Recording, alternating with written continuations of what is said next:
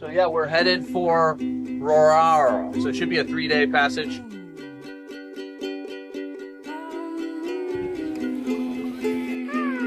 There are FADs, fish aggregation device, out here. A few weeks ago, a boat hit one of these and actually sunk. They're not 100% sure what they hit, so we're a little nervous. We got good wind today, pretty good swell, like 2-3 meter swell I'd say, but we're kind of going along it, so we're not bashing into it, which is nice, but it's still, as you can see, a bit of a sporty ride. How far now are we, Tim? The pass, we're 8 miles, but from the island, we're probably 4. Can't see anything, it's so low. Sand ho!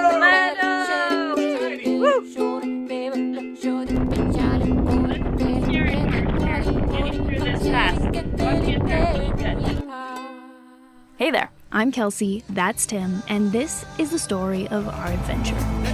Life is fleeting, and we want to squeeze every bit out of it. We are wandering the world, so home is a bit of a moving target for us. We love finding the random, the remote, and sharing it all with you. So subscribe to get lost with us and hopefully find some inspiration to go after your own dreams.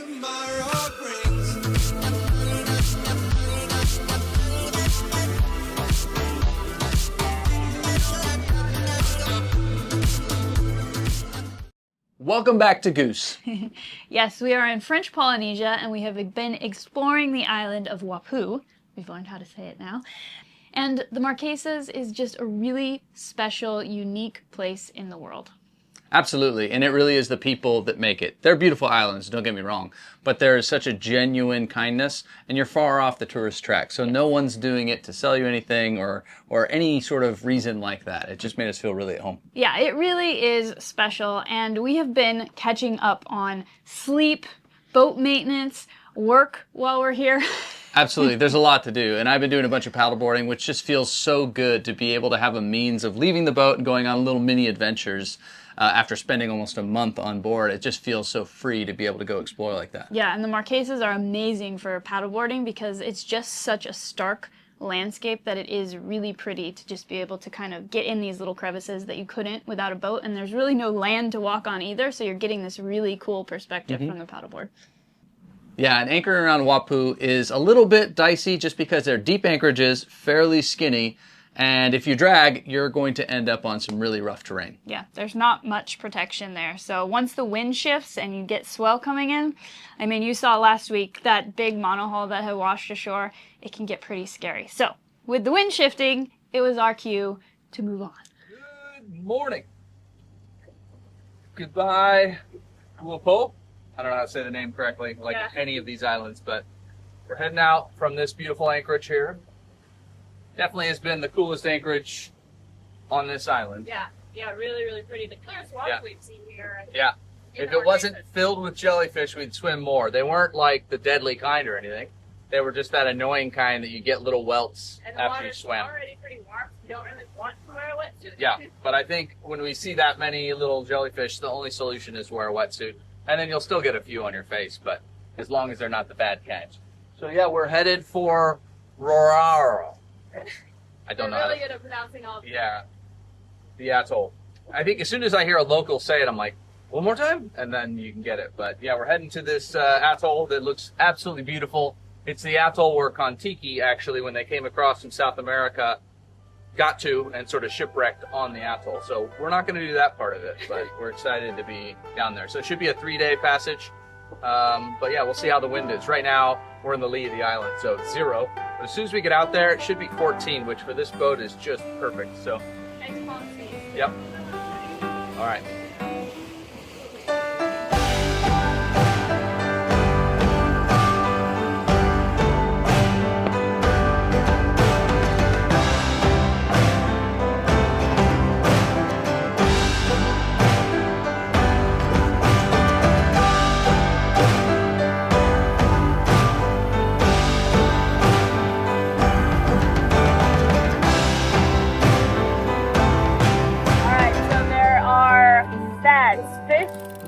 Aggregation. Aggregation device out here. This is a fish aggregating device. or fad. Fish are attracted to fads because they seem to provide protection from predators. Fads are used by fishing fleets to attract large schools of fish into a concentrated habitat. Once a mini ecosystem is created around a fad, fishing boats in search of tuna move in. Fads can be sophisticated devices armed with radiolocator beacons and biomass sensors to report the amount of fish the fad has attracted.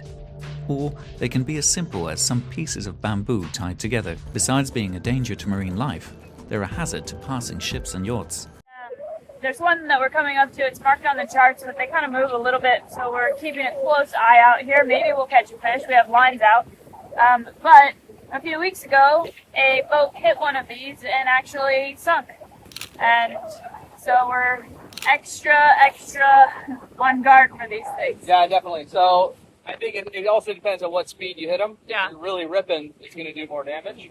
And I don't know, I've seen ones that don't have much solidness to them, right? They're buoys and stuff like that, and palm fronds and other things to create little pockets for fish to come and aggregate. And then I've heard some of them can be big, solid something, I don't know what. And then, of course, there's possibility of shipping containers out here. They usually sink, but because they're not 100% sure what they hit, so we're a little nervous. But most of the fads are marked on charts. Does that mean they're still where they were once dropped? I don't know. I don't trust that. So we're just keeping our eyes peeled. Once we pass this one of the reasons we left in the morning is this area, I guess, is pretty notorious. So we want to, by sunset, get past it. So if we sail kind of quick, we'll be to the other side of it by sunset and should have an okay night, not having to stress on every little thing. But radar really won't pick them up. There's not much to them. Some parts of the world, they're going to have AIS, which would be great. Obviously, there's nothing showing on AIS, so if there's one out here, it doesn't have that. So, eyeballing them is the only way to skim.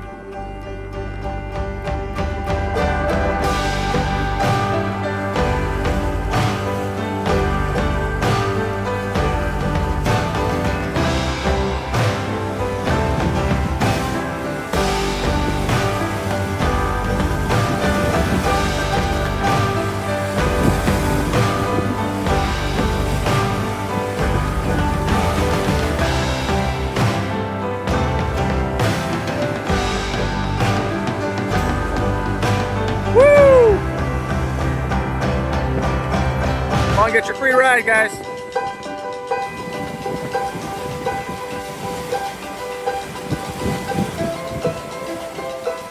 Always is when the dolphins show up. It's so fun. You just see them flying from everywhere. And you can jump in. Yeah? Yeah.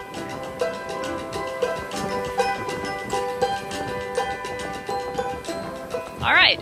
Well, we got good wind today. We've got like 12 to 17 true.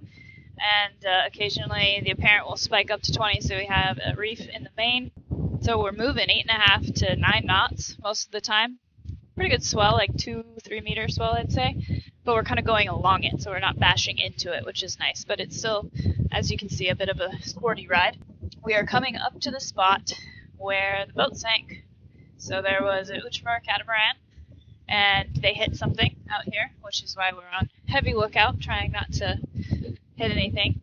So they got off. As soon as they hit something, they were taking on water pretty quick, they said. So they, got everything together and got in their dinghy and had the life raft as well and set off their e-perp. And when they left the boat, when they got picked up by another boater, one of the holes was like half sunk. So a couple days later, Uchimer actually came out and was looking for it, I think in a plane. And they have not found it, so I think it may have sunk fully. But yeah, kind of crazy that we're right in the area where they had that all happen not too long ago. So Let me just break in here for just a second to talk about this particular sinking, or partial sinking. It was captained by somebody very competent, an Olympic medal-winning sailor, and she ended up deciding to abandon ship because her children were with her. But we just recently found out this boat made it from the Marquesas to Nassau Cook Islands, which is 3,000 miles to the west, still with its rigging in place, still floating at the surface, partially sunken, which is what you would expect a good cat to do, is either not sink at all, or if it's going to, it stays at the surface, giving you a platform to be rescued from even weeks and months later on. Once it hit the reef, of course, it was ripped to pieces by the reef, but it was cool to see that this boat made it that far, all in one piece, rigging intact. I was really surprised. Yeah, you could survive on that boat until it hit this little island. Yeah. Pretty cool. Yeah. Okay, back to the video. Okay. Hopefully there's nothing in the water that we hit. We haven't caught any fish yet. But yeah, it's a nice day and nice to be moving so fast. Goose is doing good. That's the update for now.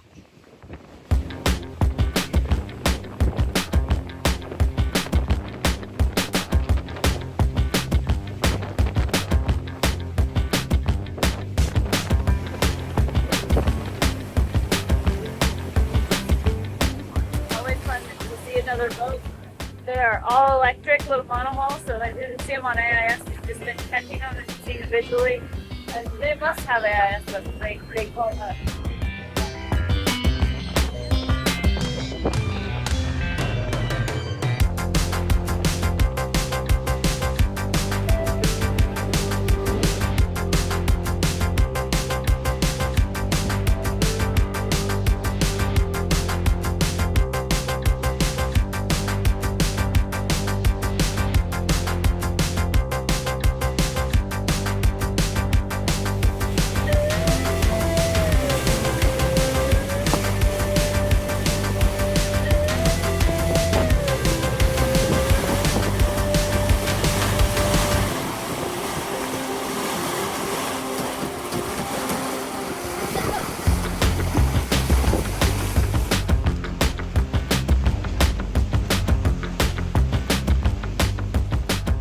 So sitting here, I'm just keeping a close eye out for any of the fads.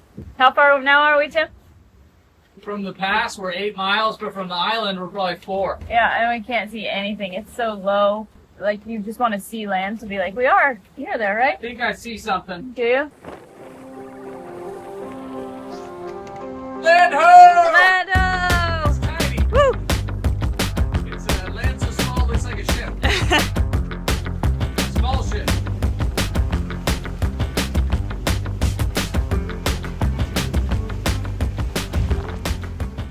It's always so intimidating going into a new island, and the Tuamotus are atolls, and so there's an entry point, and a lot of times it's skinny and there's current to deal with.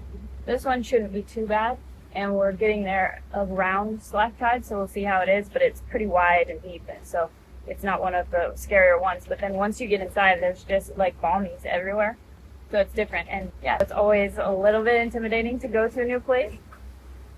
You get used to what it's like and how it works, but then the first time you're going there, you got to figure it all out.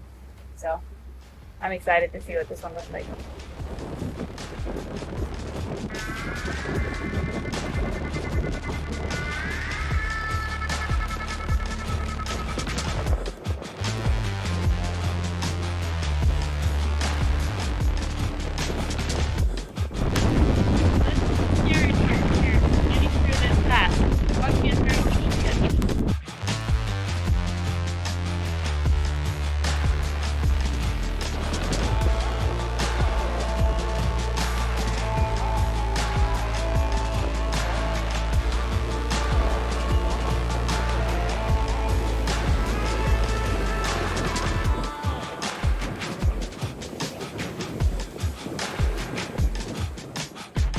All right, we're basically through the pass. It wasn't too bad. We actually got lucky with timing, and we're almost at slack tide because it's pretty windy. So if the tide was going in, you'd get wind against current, and then it could be really bad. I could see that being scary, but it was pretty chill for us considering what we were kind of expecting it could be. So now I just go in and find an anchorage.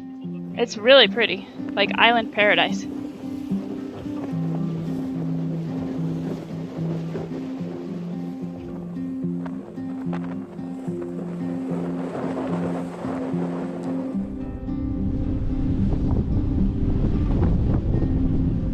All Alright, so once you get in here, there are little bommies and big bommies just everywhere. It's kind of crazy. Like if you look at the satellite view of this area, it's just everywhere. And then there's pearl farms on top of that, so there's a lot to watch out for. So I'm sitting up here right now where I have a decent view, and we both have satellite view. I'm just looking at my cell phone. Tim has it on the tablet back there while he's steering, so I'm just kind of confirming what we're seeing on the tablet is actually what we're seeing in real life. But yeah, it's kind of crazy. It's super tedious, and right now the wind is like 18 to 20 knots, and it's just right on our nose. So we obviously don't have sails out, as you can see, and but we're doing like 4 knots, so it feels a little tedious after a long, well, not really a long passage, but 3 days, not much sleep, to come in here and pay very close attention. I'm excited to get to anchor and eat something. I'm hungry.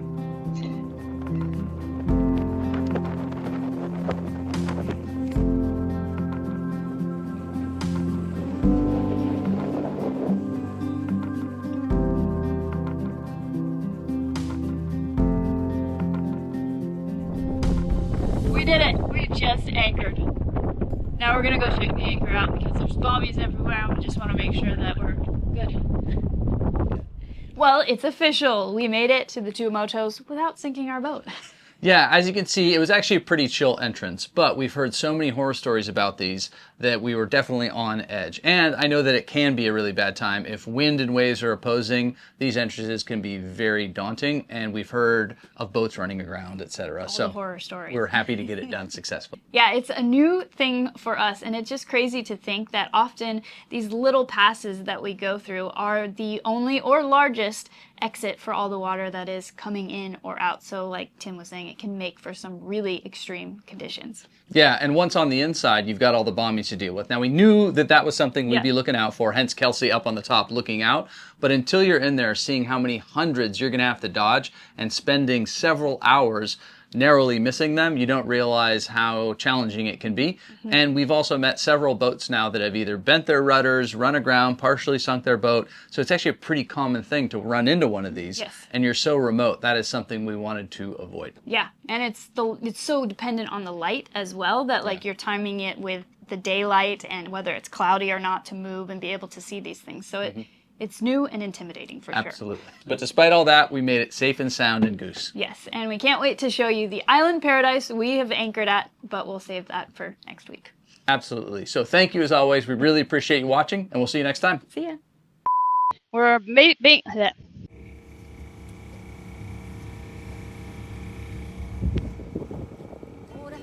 Shooting